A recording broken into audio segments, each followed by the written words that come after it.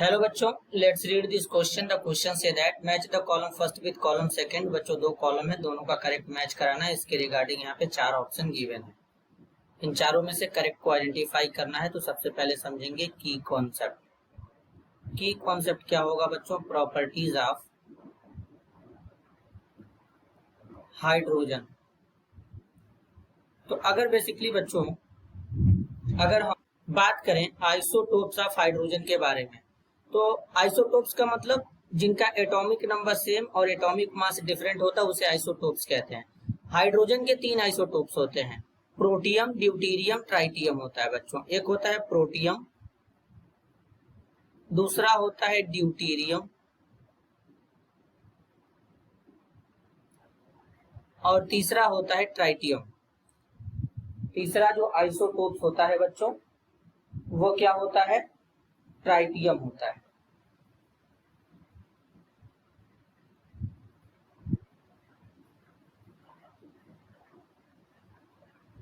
अब प्रोटियम जो होता है 1H1 होता है बच्चों। क्या होता है? 1H1 होता है। ड्यूटीरियम में जो होता है 1H2 होता है। ट्राइटियम में 1H3 होता है। इसको P से भी रिप्रेजेंट करते हैं बच्चों, इसको D से भी रिप्रेजेंट करते हैं, इसको T से भी रिप्रेजेंट करते हैं। तो ये आइसोटोप्स हैं तीनों एक दूसरे के। तो प्रोटियम क्या होता है? आइसोटोपिक एलिमेंट होता है ड्यूटीरियम का, क्योंकि ये तीनों ही एक दूसरे के आइसोटोप्स होते हैं। तो बेसिकली ए का मैच कहाँ पे जाएगा बच्चों? पी के साथ में जाएगा। अब बी में बोला गया आर्थो हाइड्रोजन, पैरा हाइड्रोजन। अगर हम बात करें स्पिन के बेसिस पे, न्यूक्लियर स्पिन के बेसिस पे टू टाइप्स के हाइड्रोजन होते हैं। एक होता है ऑर्थो हाइड्रोजन, आर्थो हाइड्रोजन, दूसरा होता है पैरा हाइड्रोजन। अब इन दोनों का न्यूक्लियर स्पिन जो होता है वो डिफरेंट होता है। आर्थो हाइड्रोजन में बेसिकली जो स्पिन होता है बच्चों, आर्थो हाइड्रोजन में बच्चों होता क्या है कि जो न्यूक्लियर स्पिन होता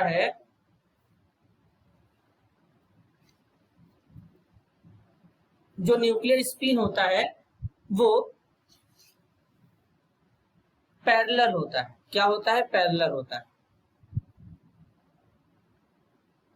यहाँ पर पैरेलल होगा इस तरीके से। तो बेसिकली अगर यहाँ पे न्यूक्लियर स्पिन अगर हम देखें तो इनका वैल्यू क्या आएगा? दोनों के लिए प्लस हाफ लिखेंगे 1 आएगा। जबकि पैरा में क्या होता है? एंटी पैरेलल न्यूक्लियर स्पिन होता है बच्चों। एंटी पैरेलल मतलब एक का इस तरफ तो दूसरे का इस तरफ, और इनके लिए जो वैल्यू आएगा न्यूक्लियर स्पिन का हाफ, और यहाँ पे क्या हो जाएगा? -1/2, -1/2। एक का क्लॉकवाइज दूसरे का एंटी क्लॉकवाइज, तो यहाँ पर वैल्यू आ जाएगा 0। तो इस तरीके से दो होते हैं। अब बेसिकली बच्चों अगर हम बात करें तो यहाँ पर क्या होगा? बी का मैच कहाँ पे जाएगा बच्चों? बी का मैच जाएगा एस के साथ में, क्योंकि डिफरेंट न्यूक्लियर स्पिन होगा। वाटर और हैवी वाटर के बारे में समझेंगे बच्चों। जो वाटर होता है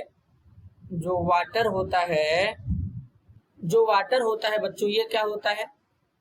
ऑक्साइड ऑफ हाइड्रोजन होता है।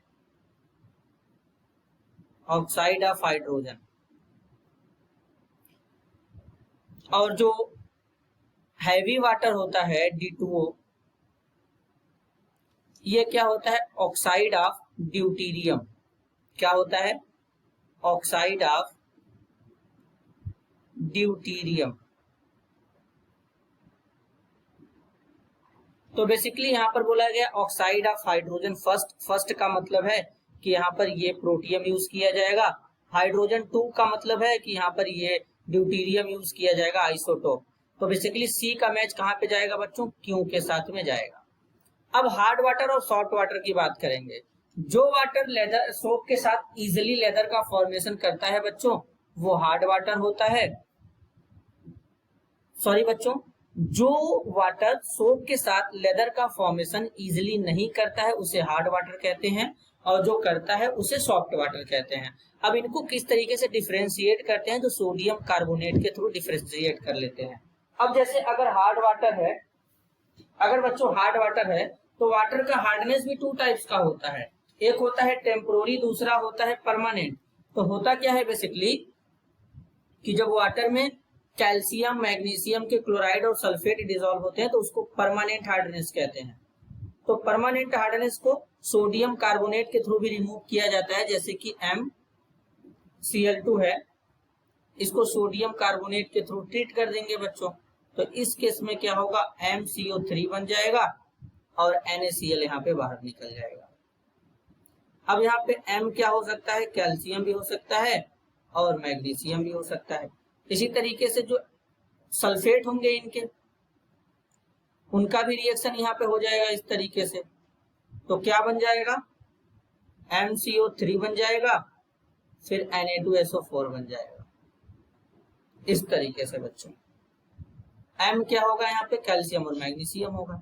तो बेसिकली यहाँ पर क्या होगा, D का मैच कहाँ पे चला जाएगा बच्चों, R के साथ में। तो इस तरीके का ऑर्डर कहाँ से हो रहा है, ऑप्शन 4 में। तो इस क्वेश्चन के लिए करेक्ट आंसर होगा option 4। This is your answer. I hope you understood it well. All the best.